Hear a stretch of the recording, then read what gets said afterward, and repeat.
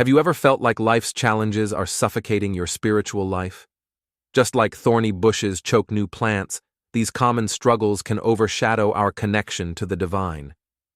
But what if I told you that the key to finding lasting inner peace lies in an ancient teaching? Join us as we uncover the profound spiritual lessons from the parable of the sower and discover how to nurture our spiritual lives amidst adversity. Let's embark on this journey together. Welcome to our exploration of the parable of the sower, a profound teaching from the Gospel according to Mark. This parable, taught by Jesus, uses the imagery of a farmer sowing seeds to illustrate how Christians can better understand sin and their relationship to it. According to the concept of predestination taught in our Bible, the events of our lives are fixed.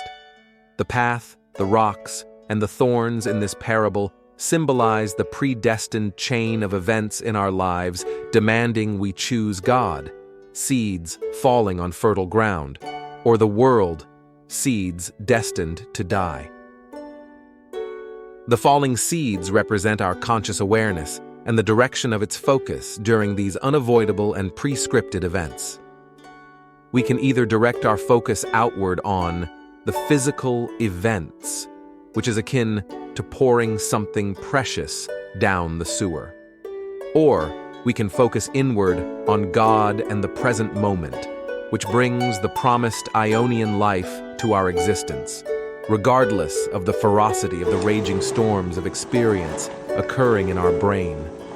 In this parable, a farmer sows seeds that fall on 4 types of ground: the path, the rocks, the thorns, and the fertile soil. Each type of ground combined with the falling seeds represents both the different experiences of our lives and our conscious awareness of those experiences. First, some seeds fall along the path, where birds quickly devour them. The parable of the sower takes on new meaning when we consider the seeds as our conscious attention and the path as life's physical desires. When these elements intersect, they give rise to the sin of lust of the flesh. This process unfolds in 2 stages. First, the physical desire presents itself as an option, like a hand reaching out for a certain tree.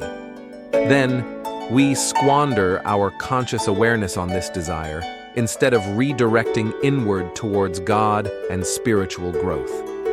The image of seeds being carried away before they can germinate illustrates how lust of the flesh first begins in our physical members before traveling into the mind of flesh. The thoughts that arise from physical desires happen after we enter into the mind of flesh. Because these thoughts never have a spiritual basis, they are shown as never having taken root.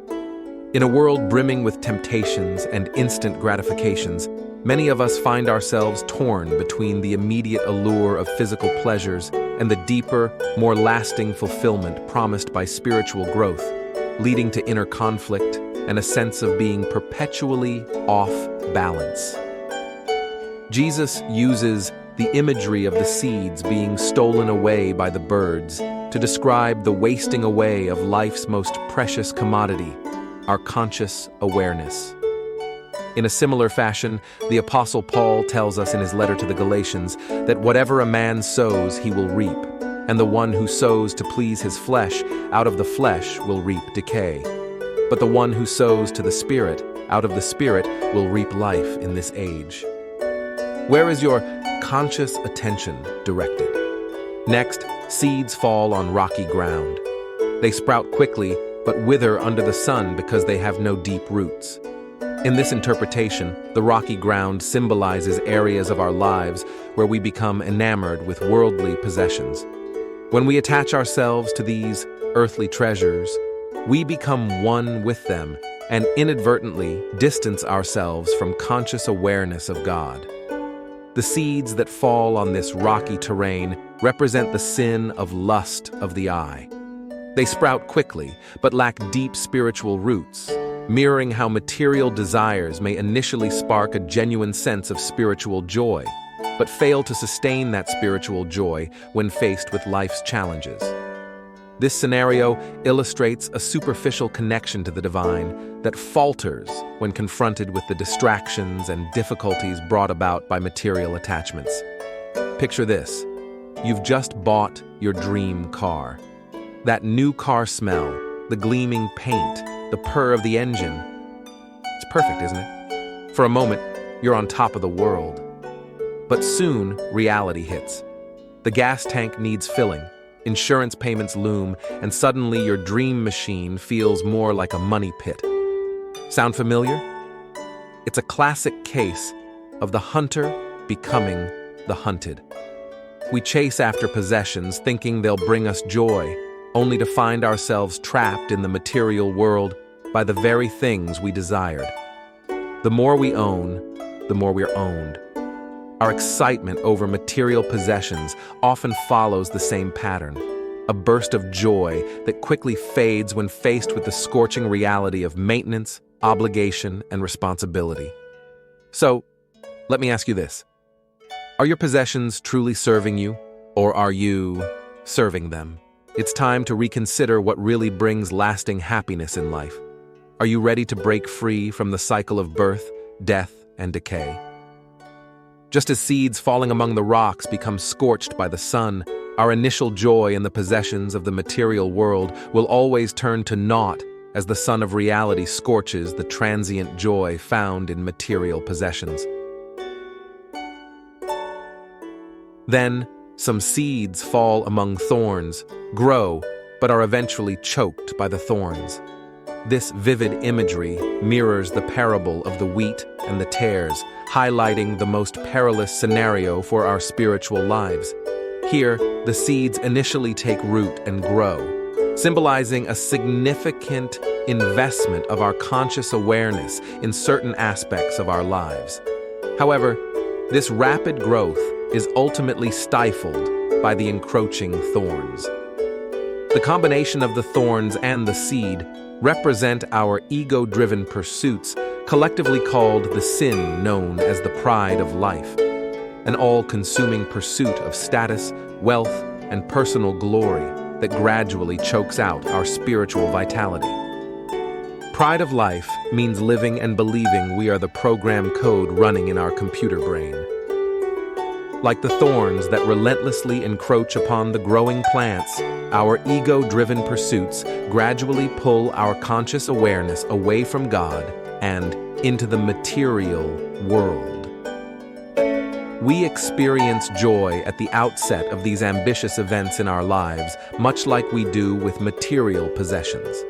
But eventually, as Jesus points out, the cares of the world and the deceit of riches crowds out our connection to the divine. The image of seeds choked by thorns serves as a stark warning about the subtle yet profound danger of allowing pride and worldly aspirations to dominate our lives. This metaphor reminds us that true spiritual flourishing requires vigilance against the creeping influence of ego. It calls for a conscious effort to cultivate humility and selflessness, virtues that are absent in our ego-driven pursuits. Are you ready to break free from the thorns stifling your spiritual life? Feeling overwhelmed by the relentless pursuit of success and material wealth is a common struggle. Despite achieving significant milestones, many find that the satisfaction is fleeting, leaving them constantly chasing the next goal and feeling unfulfilled. This endless cycle can lead to anxiety, burnout, and a sense of emptiness, overshadowing the true sources of happiness and well-being. The relentless pursuit of success and material wealth often leaves individuals feeling unfulfilled, but by cultivating a practice of spiritual awareness, akin to the good soil in the parable of the sower, one can find true abundance and contentment beyond material gains. Finally, seeds fall on good soil, where they sprout, grow, and produce a bountiful crop. This represents a state of consciousness fully aligned with God's logos, leading to spiritual abundance. The good soil symbolizes areas of our life where we focus our conscious attention on God and the present moment, allowing our spiritual life to flourish. Imagine a life where your spiritual journey flourishes, nurturing a deep sense of peace and purpose that radiates from within. Picture yourself surrounded by meaningful connections and experiences that enrich your soul, allowing you to savor each moment with gratitude and joy. In this vibrant existence, your inner growth bears abundant fruit, leading to a fulfilling life that transcends material pursuits and brings lasting happiness. The parable highlights 4 states of conscious awareness: path, lust of the flesh, rocky ground, lust of the eye, thorns, pride of life, good soil, loving God with all our heart, soul, mind, and strength. Envision your life as a vast, diverse landscape, a personal Garden of Eden. Within this expanse, there are lush, fertile areas where your spiritual essence thrives in harmony with divine wisdom. These are the regions where your actions and thoughts align with God's logos, producing an abundance of spiritual fruit. However, this garden also contains barren patches, areas where physical desires, material lusts, and ego worship have taken root. These arid zones, though present, need not define your spiritual journey.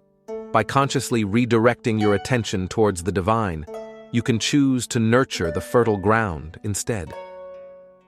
Imagine yourself as a mindful gardener, carefully sowing seeds of consciousness in the rich soil of spiritual awareness. While the barren areas will always exist in your garden, you no longer waste your precious seeds on them. Instead, you focus your energy and attention on cultivating the verdant spaces where your spirit can flourish and bear abundant fruit. Imagine transforming your life into a lush, vibrant garden of spiritual fulfillment, where every aspect of your being flourishes in harmony with divine purpose. Picture yourself cultivating a deep, unshakable inner peace that remains steadfast even in the face of life's storms, allowing you to navigate challenges with grace and wisdom.